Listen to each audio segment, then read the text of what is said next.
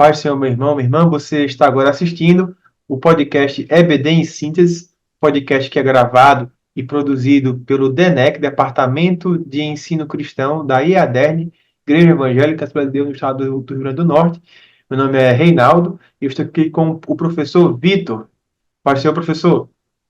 Pai do Senhor, professor Reinaldo, estamos aqui para mais um podcast da Escola Bíblica Dominical, em síntese, para dar um apoio para você, professor, você, estudante da Palavra de Deus, nessa revista da classe de juvenis. Nós estamos vendo os livros proféticos, os livros proféticos maiores, os livros proféticos menores, e na lição de hoje, em especial, nós vamos estar aprendendo mais sobre os livros proféticos menores de Oséias e Joel, a lição de número 7, para você estar aí mais aprofundado nesse conteúdo, trazendo para vocês subsídios para que possam estar compartilhando também com os vossos alunos na Escola Bíblica Dominical. Amém. Glória a Deus, professor. E nosso textuário da aula de hoje é Oséias capítulo 6, versículo 1. Vinde e tornemos para o Senhor, porque ele despedaçou e nos sarará. Nossos objetivos dessa aula são enfatizar o julgamento e o amor de Deus presentes na profecia de Oséias, elencar os juízos divinos e a chamada ao arrependimento nacional presentes na profecia de Joel e apontar que Deus tem uma promessa de restauração e derramamento do Espírito sobre o seu povo. Caro professor, eu gostaria de iniciar, professor Vitor, dizendo que é, é uma aula muito delicada, porque em questão de tempo, porque são dois profetas que possuem um conteúdo considerável, né? Então você precisa se ater bem ao que você vai dizer, preparar o seu esboço de aula com bastante cuidado, para que você não passe do tempo. Tem muito assunto para você falar nesses dois livros, mas é importante que você faça o seu esboço e, se possível, ensaie a sua aula uma, duas vezes, leia o texto. São livros muito curtos, né? Oséias tem 14 capítulos e Joel, você vai ter aí um total de três capítulos. Então, é ideal que você, professor, leia, releia estes livros. Eles são o seu conteúdo. O conteúdo da sua aula está nesses livros. E a lição, ela traz esses objetivos e é uma forma de você tentar exaurir a aula e não exaurir o tema. O tema não dá para você exaurir. Poderíamos falar um trimestre inteiro só sobre Oséias e sobre Joel. Então a gente vai ter que condensar esse assunto com um belo poder de síntese que o comentarista faz muito bem na sua lição. Então ele sugere que a gente aborde, que a gente enfatize o julgamento, o amor, o julgamento e o amor presente em Oséias. E esse é o nosso tópico número um dessa aula. E aí já começa apresentando o tema central da profecia de Oséias, né? Que é uma profecia que tem uma forma alegórica, né? Baseada na vida de prostituição da esposa de Oséias, que foi indicação do Senhor casasse com ela. O Senhor orientou o profeta Oséias a casar-se com Gomer ou Gomer, como você preferir.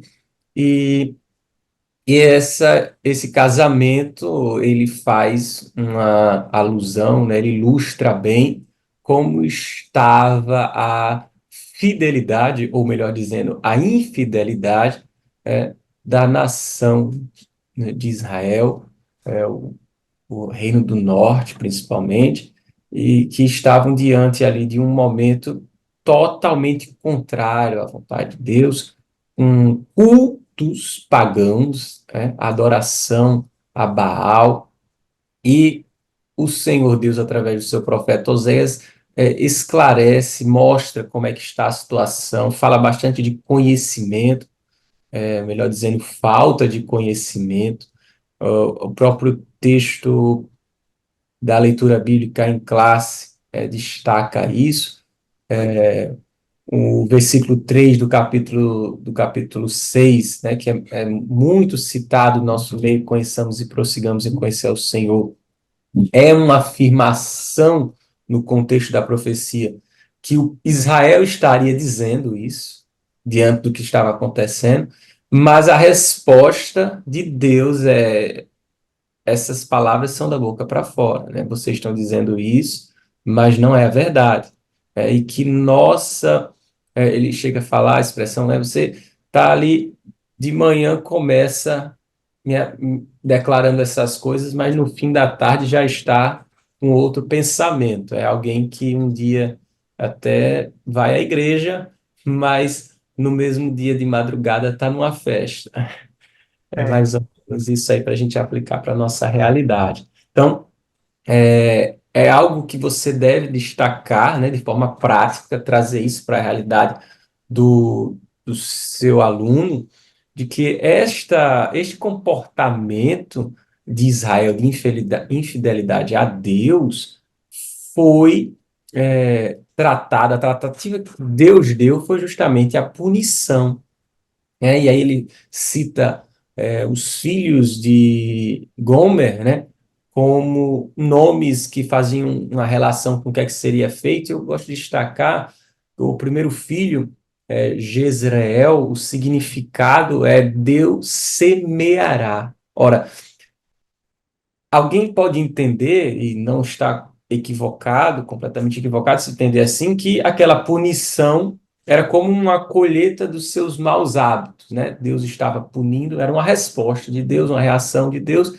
ao mau comportamento de Israel. Isso não está equivocado. Mas Deus não vê nessa perspectiva. Quando Deus apresenta, ele fala Jezreel significa Deus semeará. Então, Deus explica o que é que ele vai o que é que ele vai colher, né? Deus está ali semeando castigo para colher uma restauração de Israel. A punição que Deus traz para Israel, ela tem como resultado uma restauração. E nós sabemos que após o cativeiro, eles realmente mudaram, eles rejeitaram por completo. Até hoje, eles não querem saber de idolatria. Eles podem se envolver com outro tipo de pecado, mas com a idolatria, eles realmente aprenderam a lição. Deus colheu esse resultado, ele semeou ali, né, a punição e trouxe um resultado maravilhoso, que foi transformar Israel em um jardim exuberante, como diz no capítulo 2. E aí a gente poderia citar os outros filhos, Loruxamá, né? Loruxamá, que é a desfavorecida, né? E não meu povo. E aí Deus mesmo já afirma que vai transformar o desfavorecido em favorecido e o não meu povo em meu filho, né? E aí a gente vê claramente uma profecia que inclui aí uma parte messiânica, né? Que nós sabemos que os filhos de Deus são aqueles, né, que são feitos filhos pela filiação em Jesus Cristo. Somente os que creem em seu nome serão feitos filhos de Deus. E se cumpre, né, em Jesus isso. Mas claramente a ideia principal aqui, apesar de ter essa parte messiânica, a ideia principal aqui é mostrar para Israel que Israel precisava mudar o seu comportamento e que Deus iria fazer com que Israel mudasse de comportamento através de uma educação. E a gente pode ver isso lá, né, no Novo Testamento também. A Epístola aos Hebreus vai trazer que um pai que não corrige o seu filho, na verdade, aquele filho ali ele não considera como filho, é um filho bastardo. E isso falando de Deus, né? Deus realmente educa os seus filhos, pune os seus filhos, e é isso que a gente vê em todo o livro de Oséias. Uma imagem da cruz de Cristo ali, onde está a ira, a justiça e o amor num só lugar. Então, nós podemos ver justamente isso que o comentário da lição quer destacar, que a gente consiga enxergar num só lugar o julgamento divino, a ira de Deus, mas tem um propósito: apresentar o amor dele, restaurando a nação de Israel. Então, há uma exortação aí para o arrependimento, para uma mudança de comportamento, e é esse o maior destaque desse livro. É verdade. É como se Deus tivesse com a vida de Oséias, querendo mostrar que a aliança, o casamento, né, que ele fez no Monte Sinai foi quebrado, foi desfeita pela esposa, pela tão amada esposa, né? Então ali o povo comparando, Deus compara ao adultério aqui, de forma poética, até a ideia da idolatria, ou seja, esse adultério, esse abandono de Deus e esse louvor e agradecimentos a Baal, né? Tanto é verdade que quando a gente vai ler Oséias capítulo 2 versículo 16, Deus disse, olhe, vocês, e acontecerá naquele dia, diz o Senhor, que me chamarás meu marido, e não me chamarás mais meu Baal, né?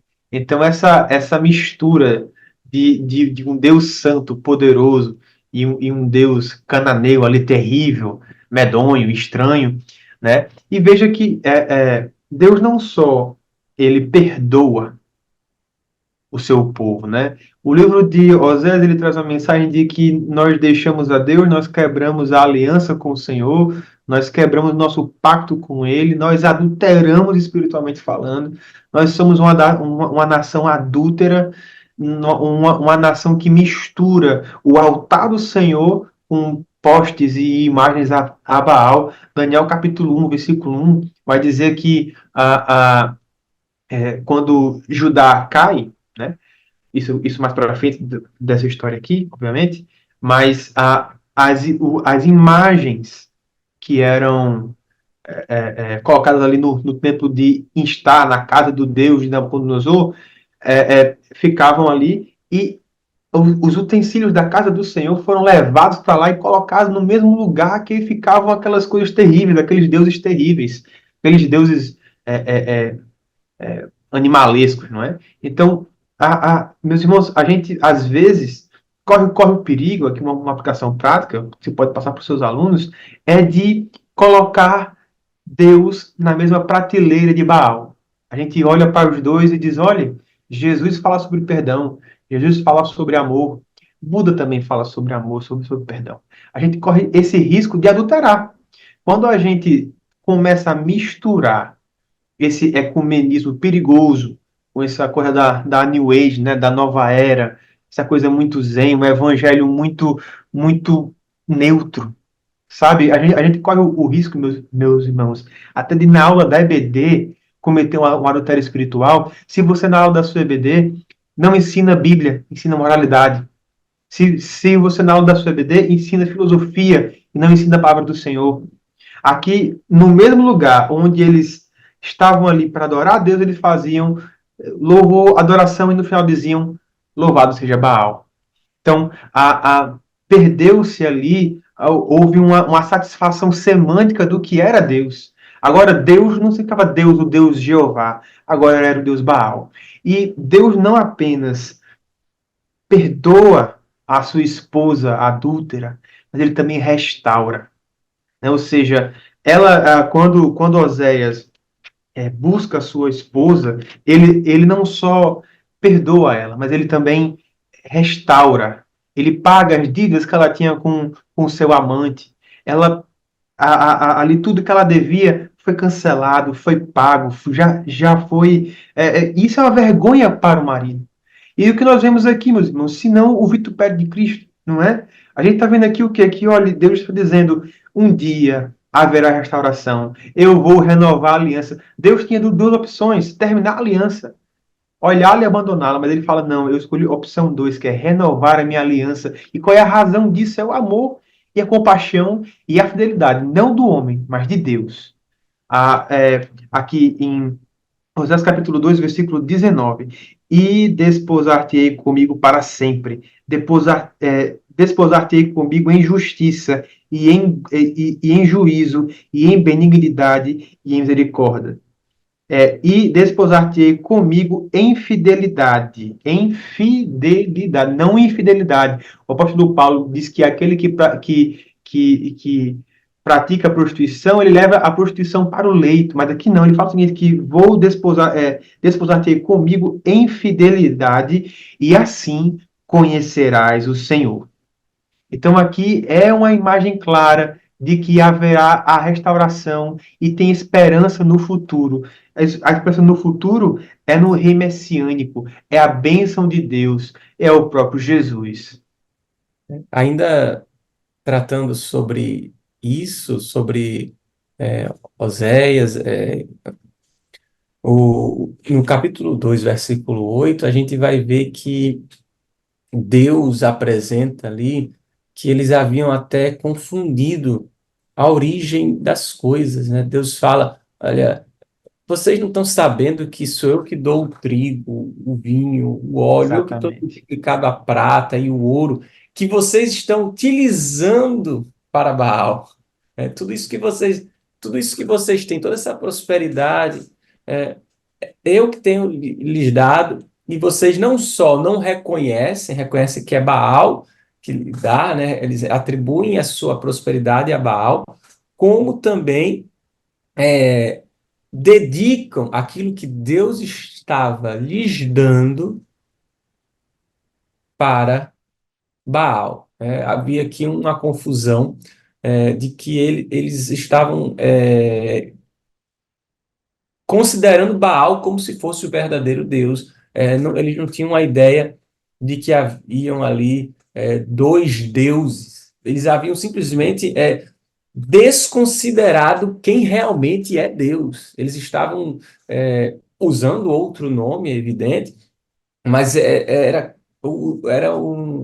uma maneira deles desconsiderarem quem realmente Deus é. É óbvio que eles não chamavam de Yahvé, de Jeová, chamavam de Baal, mas eles tinham ali realmente uma consciência de que era o Deus a ser seguido, o Deus verdadeiro, e desprezando a maneira como Deus queria ser adorado, a maneira como Deus esperava, Deus havia ensinado a eles a maneira como ele gostaria de ser adorado. Inclusive, me faz lembrar muito uma declaração nas Crônicas de Nárnia, o último livro, que é a Última Batalha, o capítulo 15.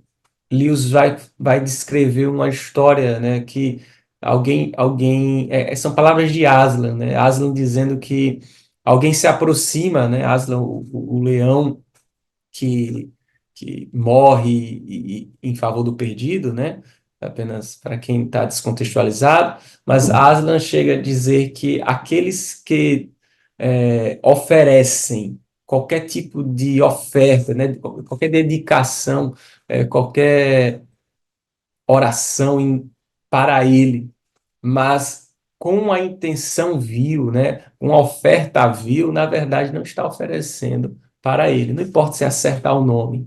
Se você acerta o nome, né, diz o Senhor Deus Todo-Poderoso, se você fala, estou fazendo isso aqui para Jesus, mas você faz de maneira vil, seu comportamento é um comportamento de alguém que não condiz com o Deus que está sendo cultuado, então não é para Deus, essa oferta. E era esse o ponto principal aqui. Não importava, óbvio que você tem que chamar o nome correto, que Deus diz como é que ele tem que ser chamado. Mas o problema principal aqui era até acertando o nome, mesmo que acertassem o nome, um culto equivocado não é aceito por Deus. Isso tem que ser deixado claro aqui, que eles estavam ali confundindo as coisas, entendendo que Baal é que havia dado tudo que eles tinham, a prosperidade deles era fruto de Baal, e estavam dando um culto equivocado, né? E fica claro também aqui a questão que a Bíblia é um livro monoteísta, né? Deus não em nenhum momento apresenta aqui que existem outros deuses e somente ele deve ser adorado.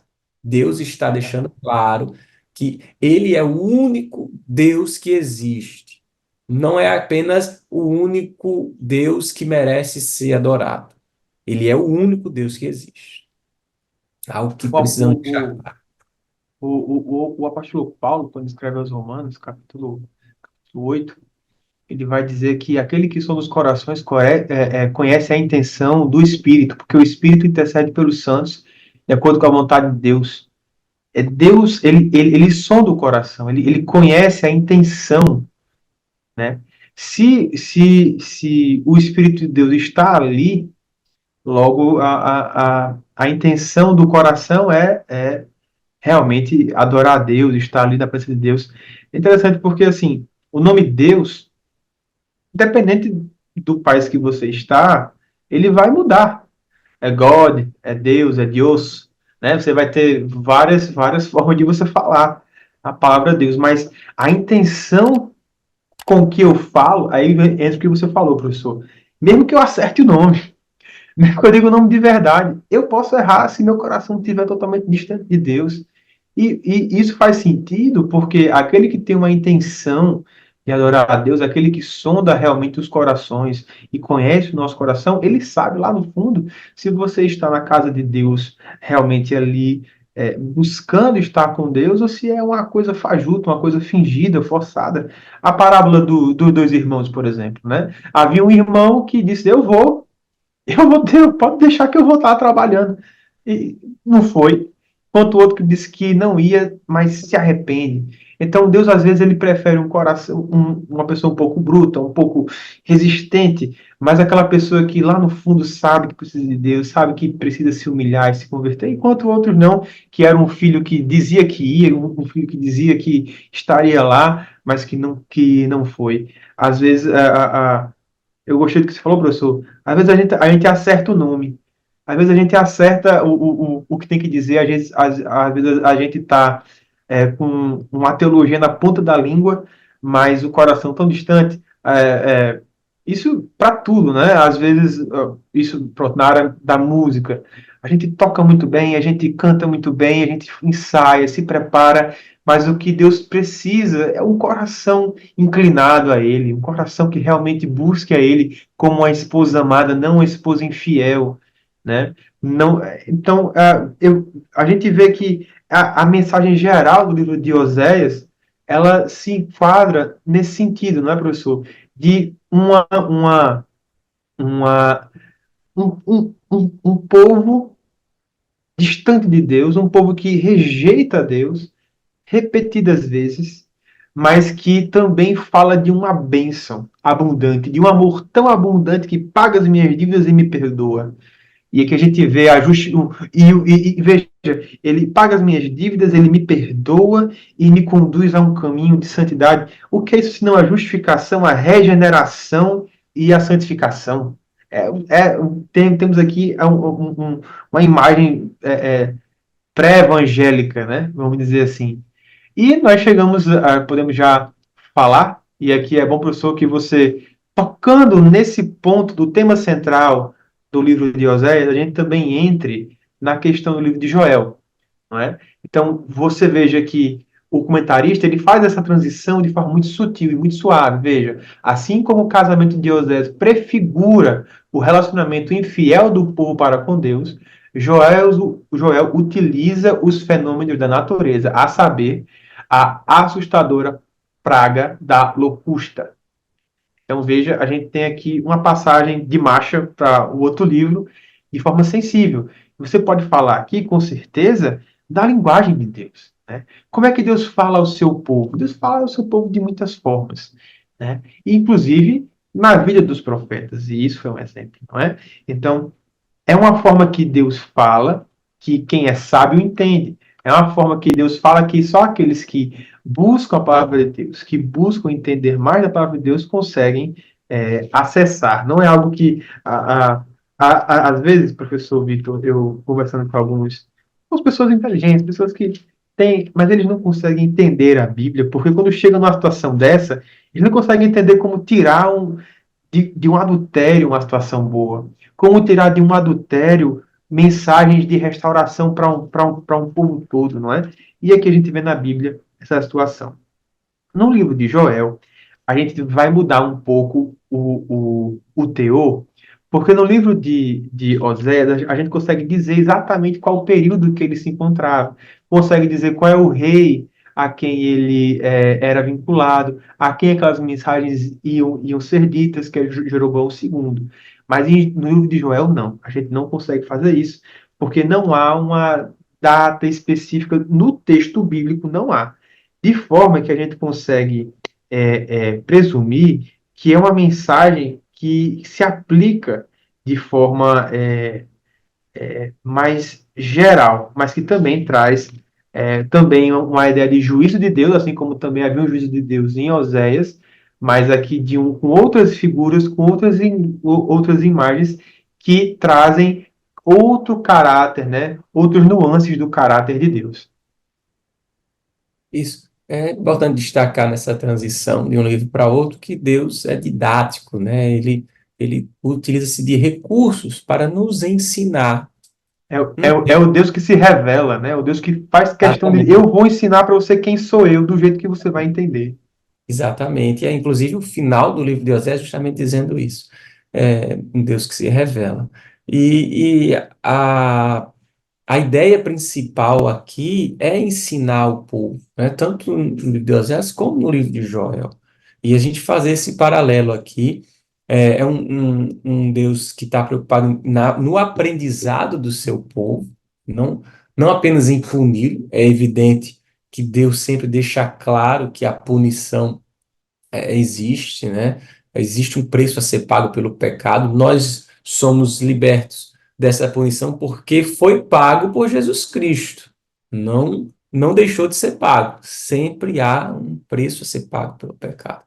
E, e é esse paralelo e mostra aí justamente essa grande praga de gafanhotos que vem, que é o juízo divino que vem sobre a nação, mostrando também aqui duas formas práticas, né, de Deus estar ensinando, né? Tanto na alegoria, como também na questão do casamento, né, de Osés, como também aqui na questão desse fenômeno da natureza. E o povo recebe esse ensino de Deus, esse cuidado de Deus, essa preocupação de Deus em levá-los para o arrependimento. Então, dá esse destaque de que Deus está sempre, de diversas formas, mostrando o seu juízo, mostrando aí a maneira como a sua ira é apresentada e em contrapartida, por causa do seu amor, ele apresenta a sua ira de uma maneira que nos ensina a nos comportar da maneira correta.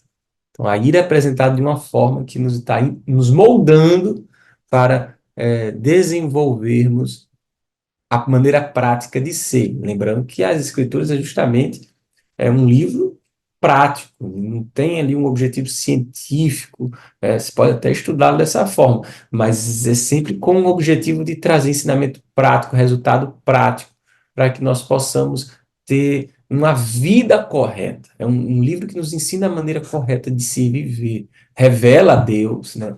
E é através do relacionamento com Deus que nós aprendemos a maneira correta de se viver. Mas sempre deixando claro, nós olhando para esse texto aqui, o que a gente aprende para nosso dia a dia. É verdade, professor. De forma que qualquer doutrina, qualquer teologia que afaste você de conhecer a Deus, ou que, ou que não revele a Deus, que não revele a Cristo, é uma teologia vã, falha, né? E que não agrada ao Senhor. Existem aí, o senhor comentou, professor Vitor, de que a Deus, a Bíblia revela um Deus uno, né? E mais na frente um Deus trino, né? Que a revelação ela é progressiva, ela é plenária, mas ela é progressiva.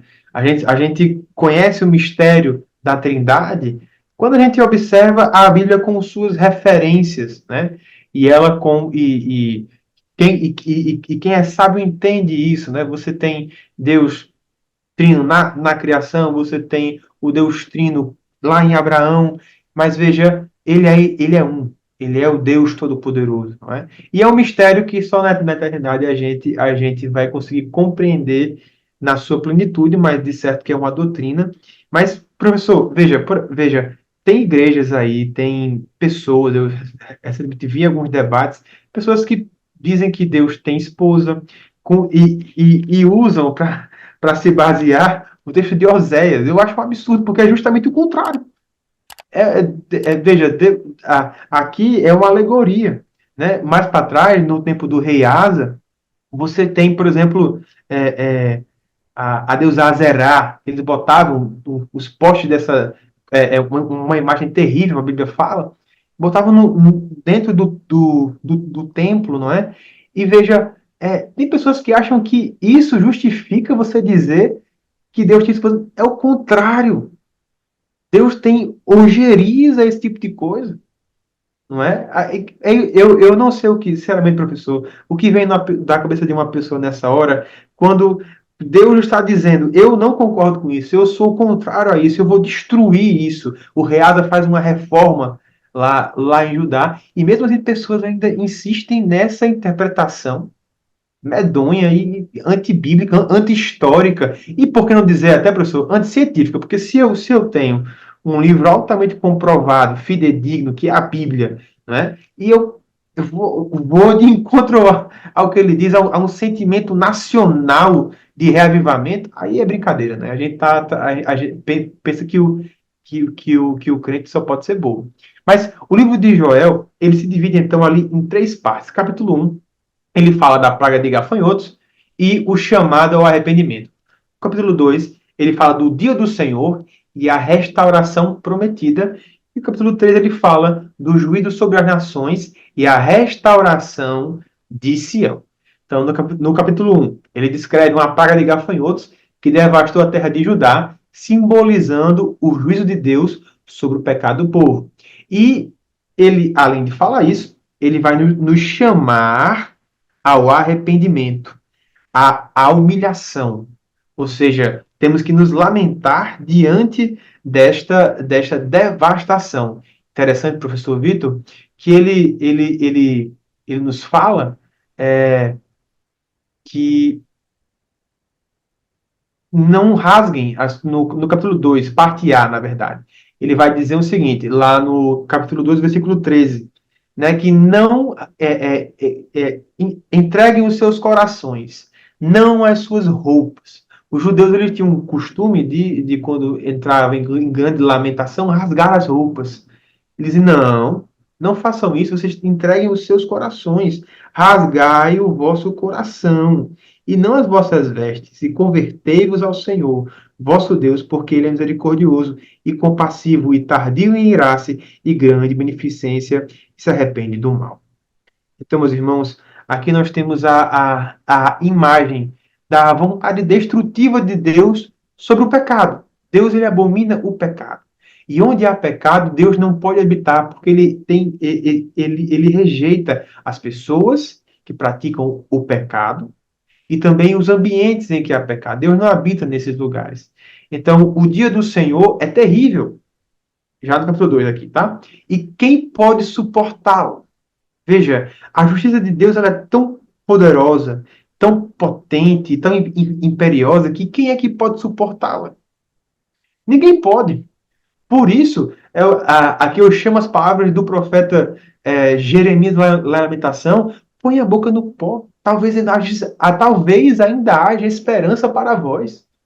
Então, veja, temos aqui, professor Vitor, uma ideia de que o Deus ele manda juízo sobre Israel. Deus mandará também juízo sobre as nações. Aqui já fala de um evento futuro, não é? Mas que é o capítulo 3 já é algo ligado a algo mais futuro ao que Joel estava vivendo.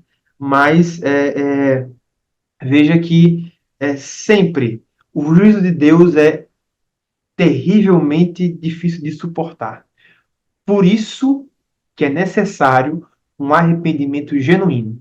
Porque é como se para um mal terrível, apenas uma sentença terrível. Mas o bom é que o mesmo Deus que que vem com a espada sobre os pecadores, e que se ele não fizer isso, ele não está sendo justo. Entenda, Deus pune, Deus castiga, porque é de bom tom de que um bom juiz puna o malfeitor. Se isso não acontece, ele não é justo.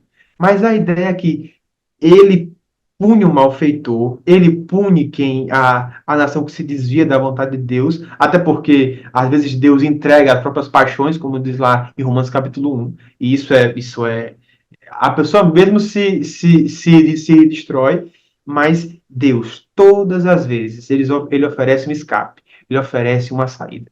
Então, Deus confronta, Deus destrói, Deus destrona, Deus ele faz o que ele quer, e como ele faz o que ele quer, e ele é o Senhor da justiça, ele também oferece o perdão.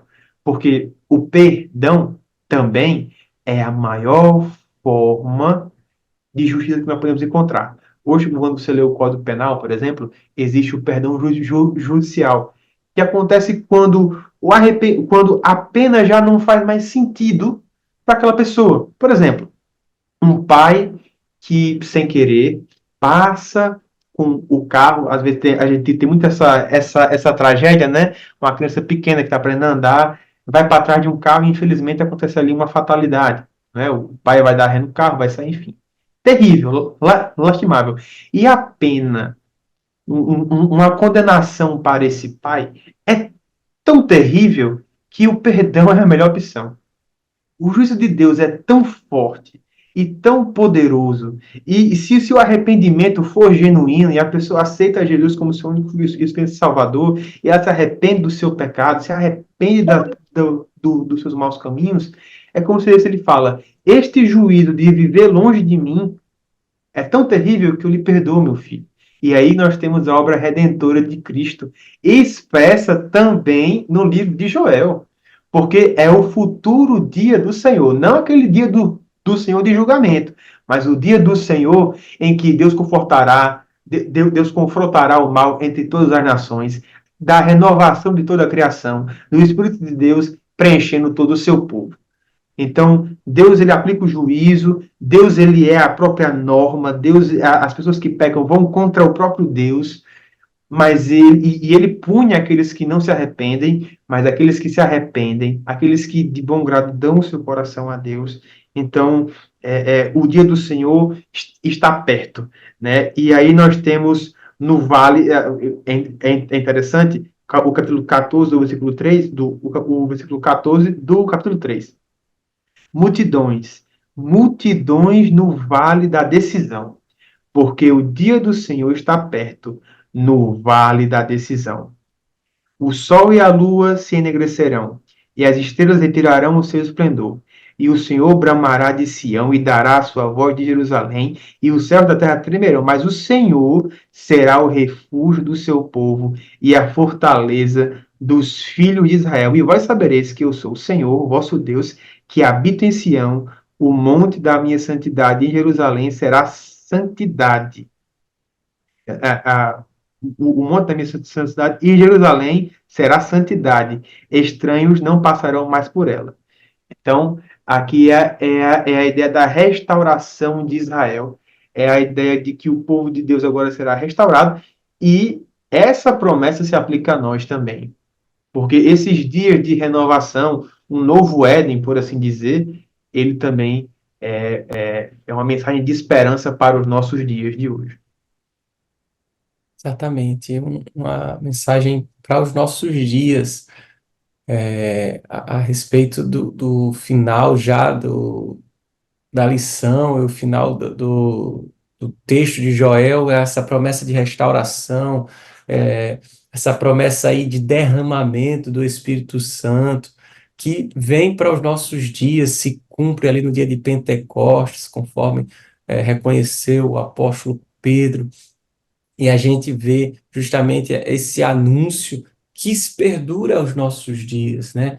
Começa ali o derramamento de uma forma especial, manifestação especial do Espírito Santo, algo que nós experimentamos através da fé, e é justamente o ápice desse texto de Joel, né? momento máximo ali que a gente pode ver o Espírito Santo sendo derramado sobre o mesmo povo que recebeu o juízo de Deus, né? Que estava recebendo ali hum, todo, toda uma história para chegar até esse ponto, né? Teve uma parte ali didática, de ensino, uma preparação, Deus formando o caráter desse povo, e ao formar o caráter desse povo, entregar na sequência o derramamento da virtude, do Espírito do próprio Deus. Isso é algo que a gente não tem nem palavras para descrever o cumprimento dessa promessa de restauração e de derramamento do Espírito Santo. É claro, é evidente, a gente precisa lembrar para o professor, quando estiver apresentando isso, tomar o cuidado de mostrar que esta restauração, ela tem ainda o seu ápice mais à frente, ela vai ser completa, Deus vai fazer uma nova criação. A terra será uma nova terra. Nós vamos ver esta realidade sendo transformada de maneira completa. Ela começa em nós. O apóstolo Paulo, quando fala que somos novas criaturas, ele está se referindo justamente a essa nova criação. Nós somos o princípio desta nova criação que será feita, que se inicia com o derramamento ali do Espírito Santo, que é algo maravilhoso. Somente quem experimentou sabe dizer a alegria de estar na presença de Deus. É algo que nós temos que terminar esta lição falando isso, do Espírito Santo de Deus na vida do crente, o que começa ali o cumprimento dessa profecia no dia de Pentecostes. Uma mensagem de esperança e de avivamento para esse final da aula. Eu acho que essa é a sugestão que eu também indico, é que você termine a aula dizendo que, embora, inclusive, nós, né, às vezes somos infiéis ao Senhor, às vezes nós merecemos os gafanhotos, às vezes ele merece, é verdade, mas ainda há tempo, ainda há esperança, ainda há chance da gente identificar na nossa vida as áreas que precisam de arrependimento, os momentos que eu posso buscar mais a Deus fervorosamente, buscar ter um coração puro, um coração sincero, submisso a Deus, à vontade de Deus, praticando a sua palavra. E a gente pode terminar a aula da EBD do dia 19, não é? Falando sobre justamente uma oração, fazendo uma oração, agradecendo a Deus pela oportunidade de estar ali naquela aula e também pedindo para Deus transformar a nossa vida. Professor, se coloque também junto disso. Você, quando for dar aula, você se coloca naquela oração, assim como Daniel fez em Daniel capítulo 9, ele coloca o povo e os pecados dele também ali, não é? E faça aquela oração com aqueles seus alunos, termine a sua aula, esteja certo de que com dedicação, com empenho em estudar a palavra de Deus, sua aula será uma bênção, será um instrumento do Senhor para transformar vidas, né? Para revelar cada dia mais do Senhor. Eu encerro aqui as minhas palavras. Professor Vitor, se você tem mais algo para ser dito? Apenas que realmente finalizem a aula com esse enfoque no derramamento do É Espírito Santo. verdade, verdade. Para que a aula da EBD ela seja não apenas uma escola, não é? Mas uma escola bíblica dominical. Dominical não porque é no domingo, mas é porque ela pertence a Deus, né? E ela serve a Deus. Então, que Deus possa avivar a sua sala, derramar do seu Espírito Santo na sala, professor. Aqui eu dou um abraço, meu Pai do Senhor, e uma boa aula para todos vocês. Paz do Senhor, um forte abraço.